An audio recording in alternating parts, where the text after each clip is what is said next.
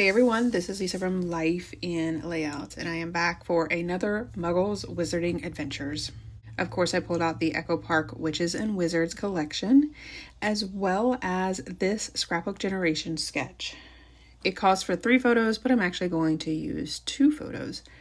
These photos are of us in front of Hogwarts Express after we had gotten off of the train into Hogsmeade. Instead of that larger piece over on the left with all of the embellishments and the stitching, I decided to use a card instead. I also thought that this was another great layout that I could use up some of my scraps, since I do have a lot from this collection. Over on the far left, I added the yellow paper that has the lightning bolts on it. That 4x4 card says magic is all around you. I also added the really busy pattern paper that has all the icons on it. It does come from the 6x6, so they are in a smaller scale. And then I found this paper. This is not from the Echo Park collection. I think this is from Scrapbook Customs, and it has a train on it as well as the brick background. Because I couldn't cut it down to the size that the sketch called for, so I decided just to expand my grid just a little bit to make it fit with that train paper, because I thought that that was just a perfect addition to this layout. So for that blue paper, I did make that a little bit larger. I did have to trim down my photos just a little bit so that they would all fit in the grid along with the border that I was trying to create.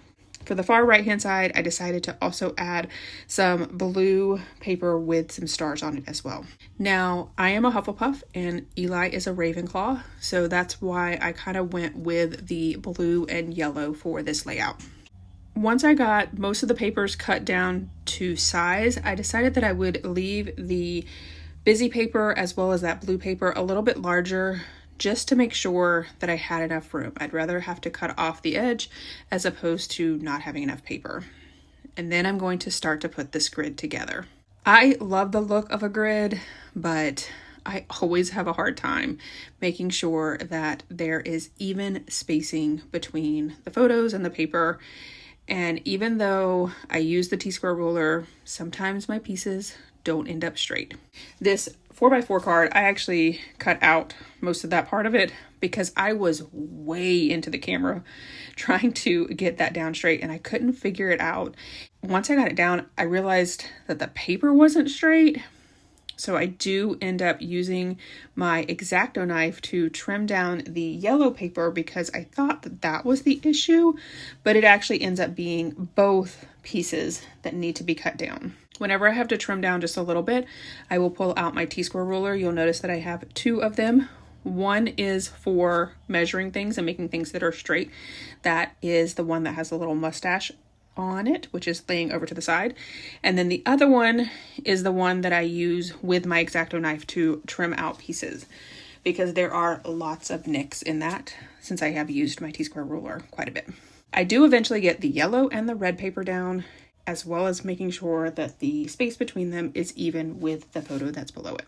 I get the rest of the photo and the paper down, and then I do trim off the edge. I didn't have to trim off much, but I was so glad that I did decide to make the paper just a little bit longer. The top part of my grid wasn't straight either, so I just pulled out my T-square ruler and X-Acto knife. I just use it right on the paper. Sometimes I cut the background paper. It doesn't really bother me, but most of the time, if you just use it very lightly, you can cut the top layer of the paper, which is what you want to cut, and not the background. Over on the left-hand side, I did decide to go ahead and add a banner piece with this black cardstock. I did use one of my wavy banner punches. I love this thing because it does have the holes in it, which makes it super easy for stitching. This is a great way if you are wanting to get into stitching, but you're not sure if you would like it. If you have any of these border punches that have the holes punched out in them, I have, I think 2, but I've seen several of them. It makes it super easy to already have the holes punched out for you. I pulled out all of the embellishments and I started looking through them. At this point, I have moved all of my embellishments over to page protectors because it was just driving me crazy going through all of them. I did find this sticker that says 9 3/4 on it with the brick background, And I do realize that we are not on the platform that is 9 3/4. That's over in Diagonal Alley, but I was just going with it because I had already created the layout for us when we were over on platform 9 3/4. I just needed something extra on my layout. It does call for a 2x2 photo there, and I thought that this was just an extra little touch. I then added a stack of suitcases over on the far left before realizing that I wanted to add stitching to this layout. I went ahead and poked my holes through that banner punch. I do like to go a couple holes in behind any embellishments if I have them on there. Usually I try not to put embellishments on first because I do want my thread to look like it's continuous. I decided that it would be fun to have a gold thread on this black paper, and I just love the way that it looks. I did do the stitching offline, but then I thought I need a little bit more stitching. So I pulled out these templates. I have had these forever. There's actually a date on them from 2007. They were one of my earlier investments because I bought all of the templates. They are no longer available. I haven't even been able to find them like on secondhand places. I do have a disclaimer way down at the very bottom of my description because I did do some research and I found out where you can message the company and ask them to bring this back. I do feel like stitching is pretty popular and these are things that would be popular. So if enough people sent them a message to say, hey, I would love to have these back, I have all the details for you in the bottom of my description if you want to check that out.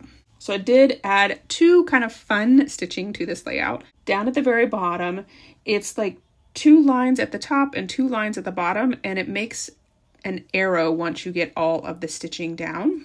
Oh, and then over on the far right hand side is a scallop. I did do my stitching offline and I slowed the video down here so that you can see all of the details. I love the yellow on the black and then the tone on tone for the other two. I had a little bit of issue with one of them. I ran out of thread and when I went to add the second piece, I didn't tie it tight enough, so I did have to add a little bit of washi tape to the back of it. For this layout, the journaling says, after our magical journey, we stopped for the perfect photo with the Hogwarts Express before exploring Hogsmeade. Now this layout is going to be right after the layout of us on the train. So the journaling may feel incomplete as a standalone layout, but I'll show you guys in my video at the end, once all these layouts are complete, how this flows together in the album. When I first started doing all of these layouts, I was really having lots of detailed journaling. At this point, I've realized that I don't really need to say a lot. I feel like a lot of it was being repeated. We spent the entire day at Universal. I have over 300 photos that I'm going through and getting broken down. So I just don't have a lot of extra stuff to say for this layout. I decided to add another little suitcase up next to my journaling, and I'm looking through the embellishments. And now that they're on those page protectors, you can see how many words are in this collection, and there's not really a lot of images. I do decide to bring in the silver stars for this layout. And then for that 4x4 card, I decided to pull out my Pops of Color by Scrapbook.com in the Snowflake. There's tiny little dots all over that card, and I figured, why not add some snowflake glitter to them as well? So it just gives it a little bit of extra pop to that very simple 4x4 card. And I feel like that gives it a little nod to the sketch because that 4x4 card is super busy on the sketch. And by adding this Pops of Color, it makes this little card a little bit more busy as well. All right, that is it for this video. Here is my final layout as well as some close-ups.